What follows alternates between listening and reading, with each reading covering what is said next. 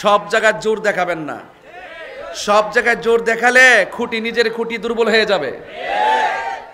যেই প্ল্যান আর যেই স্বপ্ন দেখতেছেন এই স্বপ্ন পূরণ হবে না। এজন্য এখন যদি আপনার যদি লাগাতারে আজকে শুনলাম হযরত শাহপরান ইয়ামুনী রহমতুল্লাহর মাজারকে আক্রমণ করা হয়েছে, নাউজুবিল্লাহ, জোরে বলবেন না। শাহপরান ইয়ামুনী রহমতুল্লাহ আলাই 360 আলোর একজন বাবা শাহজালাল ইয়ামুনী রহমতুল্লাহ আলাই আর শাহপরান ইয়ামুনী রহমতুল্লাহ আলাই তারা মামু ভাই কিনা? মারহাবা বলবেন না? এই শাহপরান ইয়ামুনী রহমতুল্লাহ আলাইয়ের মাজার দেখলাম গ্রাউ করেছে। কারা গ্রাউ করেছে? আমি বলবো এই দেশে আমাদের বিপরীতে যে দায়িত্বশীল দলগুলো আছে ওই দলগুলোর প্রধানকে কিন্তু এই ব্যাপারে জবাবদিহি করতে হবে। আপনার কি তাদেরকে পারমিশন দিয়েছেন নাকি তারা আপনাদের পারমিশন ছাড়া সেখানে গিয়েছে? যদি পারমিশন ছাড়া গিয়ে থাকে তাহলে আমরা তাদেরকে প্রতিরোধ করব। আর যদি আপনাদের হুকুমে যায়া থাকে আপনার সন্তান আপনি ঘরে নিয়ে নেন। অনর্থক আল্লাহর ওলির বিরুদ্ধে লাগিয়ে দিয়ে সাম্প্রদায়িক দাঙ্গা লাগাবেন না, এটা পরিষ্কার কথা। এখন আমি শুনেছি সেখানে তারা ঘেরাও করে রেখেছিল বিকালবেলা অনেকক্ষণ। এখন আমি এটাও শুনেছি ওই দরবারের খাদেমরা নাকি বলছে ওই জায়গার ভিতরে কোনো গান বাদ্য হবে না, বিভিন্ন মেলা টেলা অশৃঙ্খল বিশৃঙ্খল হবে না। আমি এই কথাটাকে খাদেমরা যদি এই কথা বললে থাকে আমি ধন্যবাদ জানাই।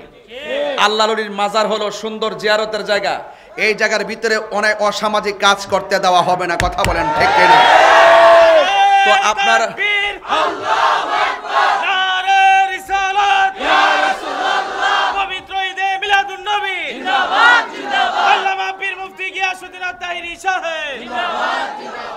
আমরা দীর্ঘদিন ধরে এই লাইনে কাজ করতেছি, আমরা নিজেরাই আমরা সংশোধন করাচ্ছি অনেক জায়গায়। দেখছেন না আগের চাইতে অনেক কমছে না বাড়ছে? অনেক কমে গেছে না? এগুলো কিভাবে হয়েছে? এমনি হয়েছে। আপনারা ওই মাজারে বিচ্ছিন্ন ঘটনা ব্যক্তির দায় প্রতিষ্ঠানকে দিবেন না। ব্যক্তির দায় কাকে দিবেন না? প্রতিষ্ঠানকে দিবেন না। ওলি আল্লাহর দরবারে আশেপাশে যদি কেউ যদি কোনো অসামাজিক কাজ করে আপনিও প্রতিহত করুন, আমিও করব, কিন্তু আপনি যাওয়ার আগে আমার সাথে পরামর্শ করেন যে এটা আমি ফেলও কইলে সমাধান হয়ে যাবে। আপনার অনর্থক মারামারি সৃষ্টি করবেন না। আমি কি বোঝাতে পারতেছি? এখানে আল্লাহ না করুক ওখানে শাহপরান ইয়ামুনী মাজারে যদি একটা মারামারি হইতো, 100 লোক যদি মারা যেত, এটার দায়ভার কে নিত? অনর্থক আল্লাহর ওলিদের মাজার জিয়ারতের জায়গা, আল্লাহর ওলিদেরকে সম্মান করতে হবে। এই দেশে যদি শাহজালাল শাহপরান 360 আউলিয়া না হইতো তাহলে আপনার বাপ দাদারা দুটি কাপড় পরতো। কথা বলেন ঠিক কিনা বলেন? সব জায়গায় আঙ্গুল দিবেন না। এই জায়গায় যদি আঙ্গুল দেন তাহলে মানে আদালি ওলিয়ান ফাকাদ আযানতু বিল হারবে, আল্লাহর পক্ষ থেকে যুদ্ধ শুরু হয়ে যাবে। এটার মোকাবেলা আপনি করতে পারবেন না। আপনি কি মনে করেন যে আপনি ক্ষমতা পেয়ে গেছেন? এতই সোজা? ওয়াত ইজ্জু মানতাশা ওয়াত জিল্লু মানতাশা। আল্লাহ যারে যতদিন ক্ষমতা দিবে ততদিন থাকতে পারবে, এর বাইরে 1 সেকেন্ড থাকতে পারবে না। এখানে কাহার ক্ষমতা চলে যাওয়ার ক্রেডিট কাহারও না, এটা স্বয়ং আল্লাহর পক্ষ থেকে নির্ধারিত। কথা বলেন ঠিক কিনা? এই জন্য যুবক ভাইয়ের আমার, আমরা আহলুস সুন্নাত ওয়াল জামাতের মানুষ, শান্তিপ্রিয় মানুষ। আমরা শান্তিতে বিশ্বাস করি, শৃঙ্খলায় বিশ্বাস করি, ভালোবাসায় বিশ্বাস করি, সম্প্রীতিতে বিশ্বাস করি। আমরা অত্যন্ত নরম প্রকৃতির মানুষ, তাই বলে আমরা দুর্বল না। আপনাকে আমি সালাম দিয়েছি, এটা আমার দুর্বলতা নয়, এটা আমার পারিবারিক শিক্ষা, এটা আমার আদর্শ। এই জন্য আল্লাহর ওলির মাজার লাগাতার যদি মনে করেন যে ভাঙতে শুরু করবেন, তাহলে আমরা যদি প্রতিরোধ করে দাঁড়িয়েই যাই তাহলে কি হবে জানেন? হয়তো আপনি মরবেন, নাইলে আমি মরব। দিন শেষে দেশের অস্থিতিশীল পরিবেশ সৃষ্টি হবে, কোনো মা তার সন্তানকে হারাবে। কথা বলেন ঠিক কিনা? আমি এই সাম্প্রদায়িক দাঙ্গা আমি চাই না। আমি আশা করব আজকে থেকে কোনো মাজারে আপনারা আক্রমণ করবেন না। আপনারা যদি একান্ত যদি কোনো জায়গায় যদি অসামাজিক কাজ হয়, শরীয়ত বহির্ভূত কাজ হয়, দেশে আইন আছে, প্রশাসন আছে, আপনারা তাদের কাছে যান, তাদেরকে নোটিশ করেন, আইনের মাধ্যমে প্রতিহত করেন। আইন যদি হাতে তুলে নেন কোনো এক সময় কিন্তু আপনার বিরুদ্ধে অনেক লোক দাঁড়িয়ে যাবে। কথা বলেন ঠিক কিনা? এটা তখন আপনি টেকেল দিতে পারবেন না। এই দেশে শতকরা 45% ভোটারই হলো সুন্নিরা। এই দেশে শতকরা 95% হলো সুন্নিরা। আমাদের সুন্নিরা হলো তৃণমূলে, ঘরে ঘরে আমাদের সুন্নি আকাবেররা আছে। কথা বলেন ঠিক কিনা? আমাদের বাংলাদেশে এমন দরবার আছে, 3টা দরবার যদি আসে ঢাকা শহরের অলিতে গলিতে ভরপুর হয়ে যাবে। সকল সুন্নি ধরানা দরবারকে বলবো আর খানকায় বসে থাকবেন না। আপনার দরবারে যদি অসামাজিক কাজ হয় আপনি প্রতিহত করুন, আপনি প্রতিহত করে ওয়াদা করুন আহলে সুন্নাত ওয়াল জামাত লিয়াজু কমিটি হয়েছে, 3টা সুন্নি জামাতের কমিটি ছিল, সবগুলো ঐক্যবদ্ধ হয়েছে। পাশাপাশি যত বৃহৎ দরবার আছে প্রত্যেকটা দরবারকে বলবো, আপনার দরবারের ও শরীয়ত বহির্ভূত যদি কাজ হয়, কোনো ধরনের সেজদা যদি হয়, কোনো ধরনের অসামাজিক কাজ যদি হয়, কোনো শরীয়ত বহির্ভূত কাজ যদি হয়, এগুলোর বিরুদ্ধে ওই দরবারের পীর সাহেব রুখে দাঁড়ান। আপনি যদি রুখে দাঁড়ান আর আহলে সুন্নাত ওয়াল জামাতের পতাকা তলে আসেন, আপনার দরবারের দিকে চোখ তুলে তাকাইবার সময় পীর কারো হবে না।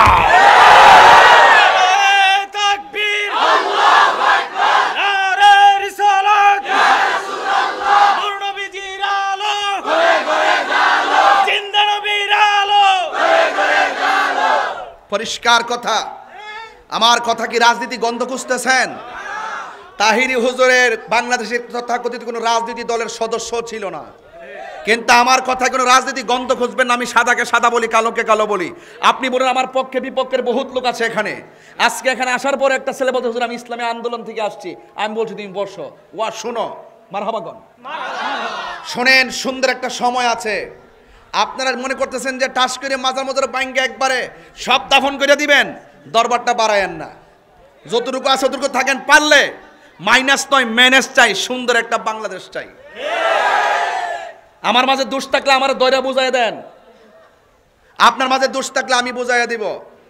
ওইলে আমারে বুঝাইয়া নিবেন, নাইলে বুঝ যাইবেন। এর বাইরে আমি কোনো কথা জানি না।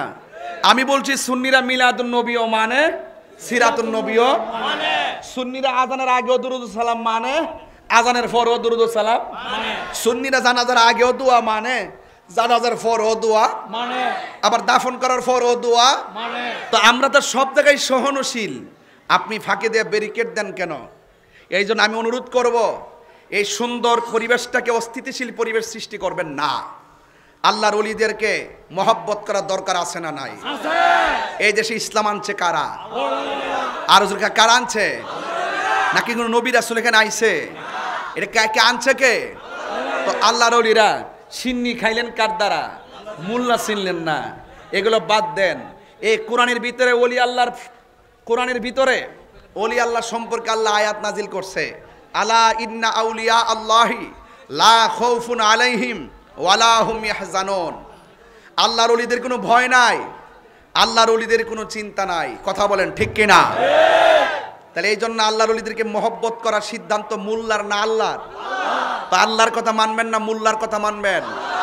বহুত ফাইজলামি হয়েছে, আর কইরেন না, আর কইরেন না। সুন্নিরা কিন্তু আগের মতন নাই, বারুদের মতন চলে উঠছে। আপনি টের পাচ্ছেন না? টের পাবেন আর কয়েকদিন পরে। আমি তাহিরি দুনিয়াতে বাচ্চা আছি তো, বিশ্বাস আছে তো আপনাদের? ডাক দিলে ফামো তো, ডাক দিলে ফামো তো, হাত তুলে বলো, শোনা নাই বলো।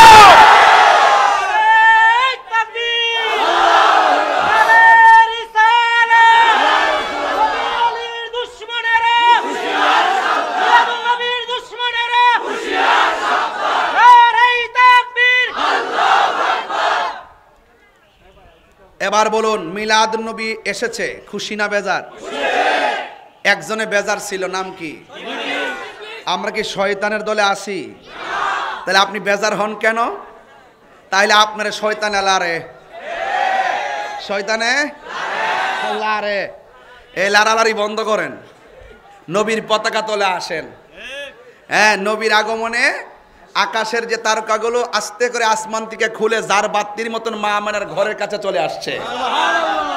নবীর শুভ আগমনে খানে কাবা ঘর ঝুঁকে গেছে। নবীর শুভ আগমনে জান্নাতের রমণীগণ মা আমেনার ঘরের মধ্যে দাইমা হয়ে এসেছে। নবী দুনিয়াতে আসার সময় খতনা হইয়া এসেছে। নবীর লজ্জাস্থানও কেউ দেখে নাই।